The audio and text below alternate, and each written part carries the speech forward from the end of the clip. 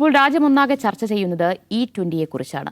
ഒരുപക്ഷെ എല്ലാവർക്കും എന്താണ് E20 എന്ന് അറിയണമെന്നില്ല. എന്നാൽ എഥനോൾ, 20% എഥനോൾ ചേർന്ന പെട്രോൾ എന്നാണ് അർത്ഥം. ഇന്നിപ്പോൾ അത് രാജ്യവ്യാപകമായി വലിയ രീതിയിൽ പെട്രോൾ പമ്പുകളിൽ E20 പെട്രോൾ എത്തിച്ചേരുന്നുണ്ട്. അത് കേന്ദ്ര സർക്കാരിൻ്റെ ഒരു പദ്ധതിയുടെ ഭാഗമായിട്ടാണ് അത്. എഥനോൾ എന്നാൽ നമ്മുടെ രാജ്യത്ത് സുലഭമായി ലഭിക്കുന്ന കരിമ്പ്, മുള, ചോളം, അരി, ഇതിൽ നിന്നൊക്കെയാണ് എഥനോൾ ഉണ്ടാക്കുന്നത്. എഥനോൾ നിർമ്മിത പെട്രോൾ അത് വ്യാപകമായി എത്തിക്കുന്നതിന് പിന്നിൽ മറ്റു ചില ലക്ഷ്യങ്ങൾ കൂടിയുണ്ട്. നമ്മുടെ രാജ്യത്ത് ആവശ്യമായി ക്രൂഡ് ഓയിൽ അതിൻ്റെ ഒരു 85% നമ്മൾ ഇറക്കുമതി ചെയ്യുകയാണ് ചെയ്യുന്നത്. അപ്പോൾ വലിയ രീതിയിലുള്ള ഇറക്കുമതി ചെലവാണ് നമ്മുടെ രാജ്യം നേരിട്ടുകൊണ്ടിരിക്കുന്നത്. അപ്പോൾ അത് കുറയ്ക്കുക എന്നത് ലക്ഷ്യം വെച്ചാണ് എഥനോൾ അത് പെട്രോളിൽ ബ്ലെൻഡ് ചെയ്യുക. എഥനോൾ ബ്ലെൻഡിങ് എന്നാണ് പറയുന്നത്. ഇത് 2001 വാജ്പേയി സർക്കാരിൻ്റെ കാലത്താണ് അങ്ങനെയൊരു ആശയം ഉടലെടുക്കുന്നത്. പക്ഷേ പിന്നെ 2014 അതിൻ്റെ ഒരു പ്രവർത്തനം അത് ആക്റ്റീവായി വന്നു തുടങ്ങിയത്.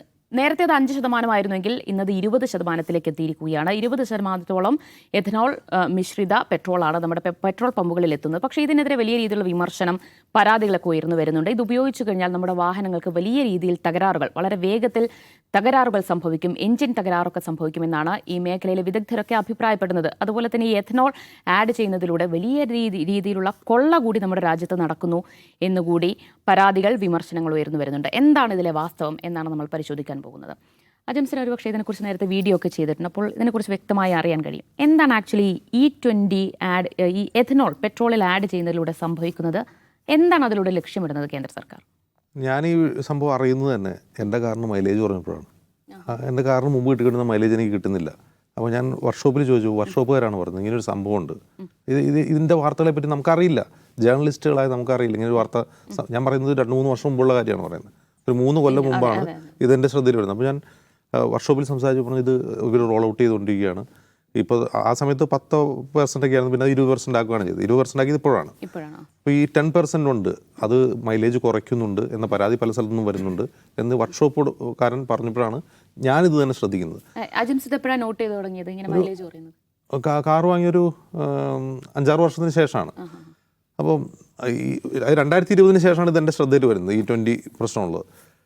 അപ്പോൾ എനിക്ക് മൈലേജ് കുറയുന്നതിനേക്കാൾ എൻ്റെ പ്രശ്നം, എന്നെ ക്യാച്ച് ചെയ്ത ഒരു പ്രശ്നം എന്താണെന്നറിയോ? ഇപ്പോൾ 20% എഥനോൾ ഇത് ചേർക്കുന്നു. ഈ എഥനോൾ എന്ന് പറഞ്ഞാൽ ആൽക്കഹോളാണ്. അപ്പോൾ കാർബൺ എമിഷൻ കുറയും. അപ്പോൾ നമ്മൾ പാരീസ് ഉച്ചകോടിയിൽ കൺവെൻഷനിൽ നമ്മൾ ഉപയോഗിച്ചതാണ് ഇന്ത്യ. അപ്പോൾ കാർബൺ എമിഷൻ കുറയ്ക്കാനുള്ളൊരു മിഷനിൽ നമ്മുടെ രാജ്യം പങ്കാളിയാവുന്നതിൻ്റെ ഭാഗമായി ചെയ്യുന്നതായിരിക്കാം എന്നൊക്കെയാണ് ഞാൻ വിചാരിച്ചത്. പക്ഷേ എൻ്റെ പ്രശ്നം അതായിരുന്നില്ല, മൈലേജ് കുറയുന്നതായിരുന്നില്ല. ഇപ്പോൾ 1 ലിറ്റർ പെട്രോൾ വാങ്ങിയാൽ അതിൽ 200 ml എന്ന് പറയുന്നത് 200 ml അല്ലല്ലോ, 20% എന്ന് പറയുമ്പോൾ 200 ml എന്ന് പറയുന്നത് ആൽക്കഹോളാണ്. ആൽക്കഹോളിൻ്റെ വില എത്രയാണ്? 50-60 രൂപയാണ് ലിറ്ററിന്. ആൽക്കഹോളിന് ഓൾറെഡി GST സർക്കാർ വാങ്ങുന്നുണ്ട്. 5% GSTയിലാണ് അത് വിൽക്കുന്നത്. അപ്പോൾ 5% GST കൊടുത്ത് പെട്രോളിയം കമ്പനികളിൽ എഥനോൾ വാങ്ങിയിട്ട് അത് പെട്രോളിൽ കലർത്തി നമുക്ക് പിന്നെ അതിൻ്റെ മുകളിൽ വേറെ ടാക്സാണ്. 60-70% ടാക്സ് ആണല്ലോ ഇതിന്. അപ്പോൾ 60 രൂപ വിലയുള്ള എഥനോൾ പെട്രോളിൽ കലർത്തി പെട്രോളിൻ്റെ ടാക്സ് അടിച്ചിട്ടാണ് നമ്മളിത് വാങ്ങുന്നത്. അത് ആ കൊള്ളൊന്ന് ആലോചിച്ച് നോക്ക്. ഇത് നമ്മൾ 1-2 ലിറ്ററിൻ്റെ കഥയല്ല. ഒരു ദിവസം രാജ്യത്ത് എത്ര ലക്ഷക്കണക്കിന് ലിറ്റർ എണ്ണയാണ് വിൽക്കുന്നത്, പെട്രോളാണ് വിൽക്കുന്നത്. അപ്പോൾ ഈ കൊള്ളയൊന്ന് ആലോചിച്ച് നോക്കുക. ഇത് ഒരു വശത്ത്. മറുവശത്ത് ഈ നമ്മൾ ഇത് വാജ്പേയി സർക്കാരിൻ്റെ കാലത്ത് റോൾ ഔട്ട് ചെയ്താണെങ്കിലും ഘട്ടം ഘട്ടമായിട്ട് നടപ്പാക്കുക എന്നുള്ളതാണ് എൻ്റെ രീതി. അപ്പോൾ ഘട്ടം ഘട്ടമായിട്ട് നടപ്പാക്കുക ഇറ്റ്സ് ഓക്കെ. ഇപ്പോൾ E10 നടപ്പാക്കാൻ വേണ്ടിയുള്ള കമ്പാറ്റബിൾ ആണ് നമ്മുടെ വണ്ടികൾ എങ്കിൽ കുഴപ്പമില്ല. ഇന്ന് രാജ്യത്ത് 90% പെട്രോൾ കാറുകളും അല്ലെങ്കിൽ പെട്രോൾ വാഹനങ്ങൾക്കും ഈ E20 കമ്പാറ്റബിലിറ്റി ഇല്ല. 90% കാറുകളും ഇത് ഓടിച്ചാൽ കേടാവും. അതിൻ്റെ പ്രശ്നം എന്ന് വെച്ചാൽ ഇത് എഥനോൾ എന്ന് പറഞ്ഞാൽ ഈ മോയ്സ്ചർ അബ്സോർബ് ചെയ്യുന്നൊരു ലിക്വിഡാണ്. അപ്പോൾ ഈ മോയ്സ്ചർ കണ്ടൻറ്റ് ഉള്ളതുകൊണ്ട് തന്നെ ഇതിൻ്റെ ഫ്യൂവൽ കമ്പഷൻ സിസ്റ്റത്തിൽ മൊത്തം പ്രശ്നമാണ്. അത് റബ്ബറുമായിട്ട് ഇത് റിയാക്ട് ചെയ്ത് അവിടെ ക്ലോഗ് ഉണ്ടാകാനുള്ള സാധ്യതയുണ്ട്. അങ്ങനെയാണ് മൈലേജ് കുറയുന്നത്. മറ്റൊന്ന് ഈ പറയുന്ന ഫ്യൂവൽ സ്വിച്ചിങ് സംവിധാനം മുഴുവൻ ഇത് തകരാറിലാക്കും. അപ്പോൾ ഇങ്ങനെ തകരാറിലാവാതെ തന്നെ 2009 ഈ ഹോണ്ട കാറുകൾ E20 കമ്പാറ്റബിലിറ്റിയാണ് ഇറക്കിയിട്ടുള്ളത്. അപ്പോൾ ഇത് കൊണ്ടുവരുന്നതിന് ഓക്കെ, ഇപ്പോൾ മൈലേജ് കുറയുന്നുള്ള വിഷയമൊക്കെ വിടുക. അപ്പോൾ രാജ്യത്ത് അത് വലിയ ഗുണമുണ്ടാക്കും, നമുക്ക് അത്രയും കുറച്ച് എണ്ണ ഇറക്കുമതി ചെയ്ത് അങ്ങനെ പല ഗുണങ്ങളും ഇതിനുണ്ട്. ഇത് എങ്ങനെ നടപ്പാക്കേണ്ടത്? ഇപ്പം ഞാൻ പറയാം, ഇതിന് മുമ്പ് നടപ്പാക്കിയ രാജ്യങ്ങളുണ്ടല്ലോ, ഏറ്റവും കൂടുതൽ ഏറ്റവും ആദ്യം നടപ്പാക്കിയത് ബ്രസീലാണ്. ബ്രസീൽ അത് 30-40 തൊട്ട് തുടങ്ങിയിട്ടുണ്ട്. അവർ ഈ സംഭവം തുടങ്ങിയിട്ടുണ്ട്. അവരെങ്ങനെ നടപ്പാക്കുന്നു? അവരോരോ ഘട്ടം ഘട്ടമായിട്ട് ആദ്യം ഇതിന് കമ്പാറ്റബിൾ ആയിട്ടുള്ള വണ്ടി ഇറക്കുന്നു, എന്നിട്ട് ഇത് നടപ്പാക്കുന്നു. അമേരിക്ക നടപ്പാക്കിയിട്ടുണ്ട്. അമേരിക്കയിൽ 80% എഥനോൾ ഉണ്ട്. അതായത് ഫ്ലെക്സി ഫ്യൂവൽ എഞ്ചിനുള്ള വണ്ടികൾക്ക് 80% എത്തനോളുള്ള, ബാക്കി 20% ഗ്യാസിലിനുള്ളൂ.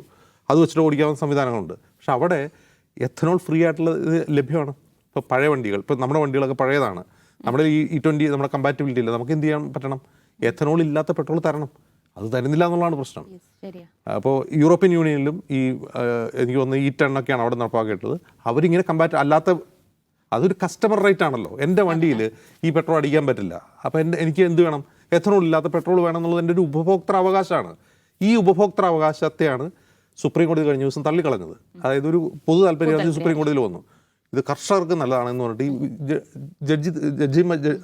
സുപ്രീം കോടതി ചീഫ് ജസ്റ്റിസ് ഉൾപ്പെടെയാണ് തള്ളിക്കളയാണ് ചെയ്തത്.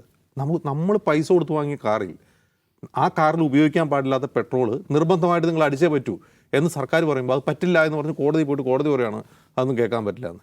എന്തൊരു നാടാണിത്? ഒന്നാലോചിക്കുക, നമ്മുടെ കാറിന് ഇത് അനുയോജ്യമേ അല്ല. നമ്മുടെ കാറിൽ ഈ പെട്രോൾ അടിക്കാൻ പറ്റില്ല, ഓക്കെ, എന്നാൽ നിങ്ങൾ ഇതില്ലാത്ത പെട്രോൾ, ശുദ്ധമായ പെട്രോൾ തരൂ, ഞങ്ങളതിന് കൂടുതൽ പൈസ തരാം. അത് തരുന്നുമില്ല, ഇത് അടിച്ചേ പറ്റൂ എന്ന് പറയുന്നത് എന്ത് വലിയ അനീതിയാണ്. ഞാനിതൊന്ന് മനസ്സിലാക്കുന്ന ഒരു കാര്യം ഉണ്ടെന്ന് പറയുമോ, നമ്മൾ രാഷ്ട്രീയമൊക്കെ മാറ്റി വയ്ക്കുക. അപ്പോൾ മോദി സർക്കാർ അങ്ങനെയാണ് ഇങ്ങനെയാണ് അതൊക്കെ മാറ്റി വയ്ക്കുക. ഈ പെട്രോൾ അടിക്കുന്നതിൽ മോദിക്ക് വോട്ട് ചെയ്യുന്ന ആൾക്കാരുണ്ടാവില്ലേ? ഉണ്ടാവും. ഈ മനുഷ്യരൊക്കെ പ്രതിഷേധിക്കാത്തത് എന്താണ് എന്നാണ് ഞാൻ ചോദിക്കുന്നത്. ഒരു പ്രതിഷേധം ഉണ്ടാവില്ലേ? സ്വാഭാവികമായിട്ട് നമ്മുടെ മൈലേജ് കുറയുന്നു, ഗണ്യമായ മൈലേജ് കുറയുന്നു, മറുവശത്ത് നമ്മുടെ വാഹനം കേടാവുന്നു, വാഹനം വഴി കിടക്കുന്നു. അപ്പോൾ നമുക്ക് തോന്നില്ല ഇത് എന്താണ് ചെയ്യുന്നത്? ഒരു പ്രതിഷേധവും നമ്മുടെ നാട്ടിലുണ്ടായിട്ടുണ്ടോ? ഇന്ത്യയിലുണ്ടായിട്ടുണ്ടോ? നമ്മൾ സോഷ്യൽ മീഡിയയിൽ കുറേ പോസ്റ്റുകളും മാധ്യമങ്ങളിൽ വരുന്ന വാർത്തകളും ഇല്ലാതെ ആളുകൾക്ക് ഇതൊരു പ്രശ്നമല്ലാതായി. ഞാൻ ഇതിൽ കാണുന്ന ഏറ്റവും പ്രധാനപ്പെട്ട കാര്യം, നമ്മുടെ രാജ്യം നാളെ ഒരു സ്വേച്ഛാധിപത്യ രാജ്യമായാൽ പോലും ആളുകൾ മൗനം പാലിച്ചുകൊണ്ട് അതിന് കീഴടങ്ങുമെന്നാണ് തോന്നുന്നു. ഒരാൾക്കും ഒരു പ്രശ്നവും ഇല്ല, ആർക്കും ഒരു പ്രതിഷേധവും ഇല്ല. ഇനി പ്രതിഷേധം ഉള്ളിലുണ്ട്, അത് പറയാൻ വഴിയില്ലാത്തതുകൊണ്ടാണ്. സോഷ്യൽ മീഡിയ ഉണ്ടല്ലോ, ആരെങ്കിലും ഇതിനെപ്പറ്റി സംസാരിക്കുന്ന കേട്ടിട്ടുണ്ടോ? ആർക്കും ഒരു പ്രശ്നമില്ല. നമ്മുടെ രാജ്യത്തിൻ്റെ ഒരു സൈക്കോളജി തന്നെ മാറിപ്പോയിക്കൊണ്ടിരിക്കുകയാണ് കഴിഞ്ഞ 10 വർഷമായിട്ടെന്നാണ് എനിക്ക് തോന്നുന്നത്. അതല്ലെങ്കിൽ ഇത് നേരത്തെ നമ്മളൊരു 10 വർഷം മുമ്പുള്ള കാര്യം ആലോചിച്ച് നോക്കുക. 10 വർഷം മുമ്പ് എന്താണ്? പെട്രോൾ വില കൂടിയാൽ ഇവിടെ വൻ പ്രൊട്ടസ്റ്റ് കാണുന്നുണ്ട്. ഇതിപ്പോൾ പെട്രോളിന് വില കൂടിക്കൊണ്ടേയിരിക്കുന്നു, പെട്രോളും ഡീസലും വില കൂടുതലാണ്, നമ്മളെ കൊള്ളയടിക്കുകയാണെന്നൊക്കെ അറിയാം, അതൊക്കെ നമ്മൾ സഹിക്കുകയാണ് എന്തിന്? കക്കൂസ് ഉണ്ടാക്കാൻ വേണ്ടി. ഓക്കെ, ഇങ്ങനെ ഒരു കൊള്ള മാത്രമല്ല, നമ്മുടെ വാഹനങ്ങൾ കേടാവുന്നു, നമ്മുടെ മൈലേജ് കുറയുന്നു, ഒരു പ്രതിഷേധവും ഇല്ല, പ്രൊട്ടസ്റ്റും ഇല്ല. ഇതാണ് എന്നെ ശരിക്കും ഭീതിപ്പെടുത്തുന്നത്. അതിന്റെ ഇന്റൻഷൻ എന്താണ്? ഇതിപ്പോ ആർക്കും, നാട്ടുകാർക്ക് ഒരു ഗുണമില്ലാത്തൊരു പരിപാടിയാണ്. നാട്ടുകാർക്ക് ഗുണമില്ലെങ്കിലും ഇത് ഗുണമുള്ള ആളുകളുണ്ട്. അതായത് നമ്മുടെ ഉപരിതല ഗതാഗത വകുപ്പ് മന്ത്രി നിതിൻ ഗഡ്കരിയുടെ മക്കൾക്ക് എത്തനോൾ നിർമ്മാണ ഫാക്ടറികൾ ധാരാളമുണ്ട്. അവർക്ക് ഗുണം ഉണ്ടാവുന്നുണ്ട്, അവരുടെ വരുമാനം കഴിഞ്ഞ വർഷത്തേക്കാൾ ഇരട്ടിയായിട്ടുണ്ട്. അതാണ് ഇതിൽ ഏറ്റവും പ്രധാനപ്പെട്ട കാര്യം. അതുകൂടി മനസ്സിലാക്കണം. ഇത് വളരെ നന്നായിട്ട് നടപ്പാക്കാമല്ലോ. എങ്ങനെ? നമ്മുടെ കാറുകൾ ഇപ്പോൾ 90% കാറുകളും E20 കമ്പാറ്റബിൾ അല്ല. അപ്പോൾ സർക്കാർ ആദ്യം എന്ത് ചെയ്യണം? ഇനി ഇറക്കുന്ന കാറുകൾ E20 കമ്പാറ്റബിൾ ആയിട്ട് ഇറക്കുക. അപ്പോൾ ഈ പുതിയ 2021 ശേഷമുള്ള വണ്ടികൾ E20 കമ്പാറ്റബിൾ ആയിട്ടുള്ള വണ്ടികൾക്ക് നിങ്ങൾ E20 പമ്പുകൾ കൊടുക്കുക, അതല്ലാത്ത വണ്ടികൾക്ക് അതല്ലാത്ത കൊടുക്കണം. അത് മാറുന്നതനുസരിച്ച് അത് മാറ്റിക്കൊള്ളണം എന്ന് പറയാം. ഇത് എളുപ്പമല്ലേ? അപ്പോൾ എന്തിനാ ഇതിങ്ങനെ ചെയ്യുന്നത്? എന്തിനാണ്? നിർബന്ധമായിട്ടും എഥനോൾ ആ കമ്പനികളിൽ നിന്ന് വാങ്ങണം. ഏത് കമ്പനികളിൽ നിന്ന്? ഗഡ്കരിയുടെ മക്കളുടെ ഉൾപ്പെടെയുള്ള കമ്പനികളിൽ നിന്ന് എഥനോൾ വാങ്ങണം. അത് വാങ്ങിയിട്ട് ഇതിൽ ഒഴിക്കണം, അത് ചിലവാകണം. അവർക്ക് പെട്രോൾ വിൽക്കുന്നതിനേക്കാൾ അവരുടെ പ്രധാനപ്പെട്ട ത്വര എന്താണ്? എഥനോൾ വാങ്ങി വിൽക്കണം, എഥനോൾ കച്ചവടം നടക്കണം. അത്രയേ ഉള്ളൂ. ആളുകളുടെ വണ്ടി വഴി കിടന്നാലോ, അവരുടെ മൈലേജ് കുറഞ്ഞാലോ, അവരുടെ കീശ കാലിയാലോ ആർക്കെന്ത് ചെയ്തോ? അല്ല, ഇതിലെ ഇൻഷുറൻസ് കമ്പനികളോ വാഹന ഉടമകളോ ഒന്നും എതിർപ്പറിയിക്കുന്നില്ല. കോടതി തന്നെ കൈമറുത്താണ്. ഇത് അടിക്കുന്ന, ഇത് പ്രശ്നമുള്ള ആളുകൾക്ക് പ്രശ്നമില്ല, പിന്നെ കോടതിക്ക് പ്രശ്നം. യെസ്, അതാണ് നിഷാദ്. ഇത് സത്യത്തിൽ ഇതിനെക്കുറിച്ച് ആളുകൾക്ക് അറിയാത്തത് കൊണ്ടാണോ വലിയ പ്രതിഷേധം വരാത്തത്? ഞാനിപ്പോൾ ഈ വിഷയം അറിഞ്ഞ് ഇതിങ്ങനെ പഠിച്ചപ്പോഴാണ് ഇത് എന്താണ് സംഭവം തന്നെ. ശരിക്കും അങ്ങനെ ഒരു കാര്യമുണ്ട്. അതായത് നമുക്ക് കിട്ടുന്ന പെട്രോളിനകത്ത് അല്ലെങ്കിൽ ഡീസലിന്, ഈ പറഞ്ഞ ഇന്ധനത്തിനകത്ത് 20% എഥനോൾ ആക്കാൻ പോവുകയാണ് 2025 കൂടി. നേരത്തെ മുമ്പ് പ്രഖ്യാപിച്ചതിനേക്കാളും വേഗത്തിൽ ഇപ്പോൾ അതിൻ്റെ റേഷ്യോ കൂട്ടാൻ പോവുകയാണ്.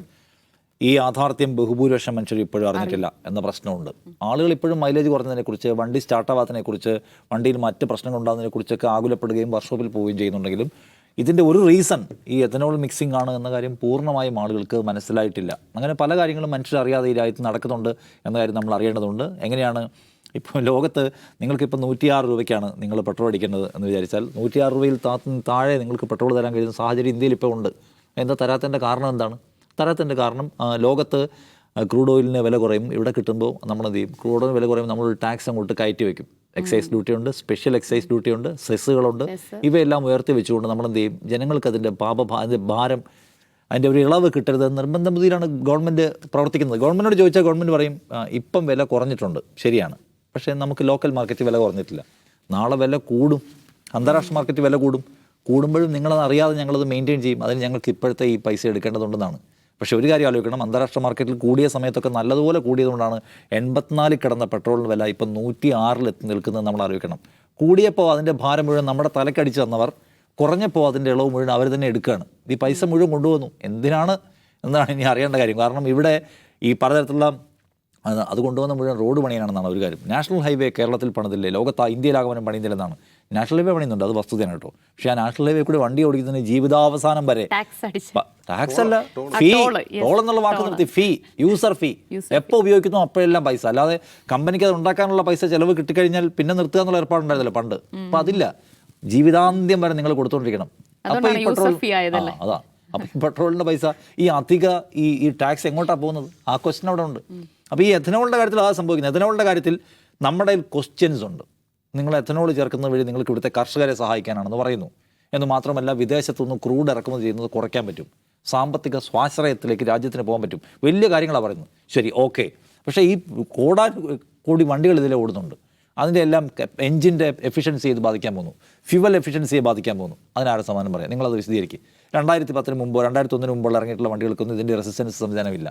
ഇതിനകത്ത് ഒഴിച്ചു കഴിഞ്ഞാൽ ഈ എഞ്ചിൻ നാശമാകാനുള്ള സാധ്യത വളരെ കൂടുതലാണ്. എന്തുമാത്രം വണ്ടി ഈ റൂറൽ സെക്ടറിലാണ് ഓടുന്നുണ്ട്.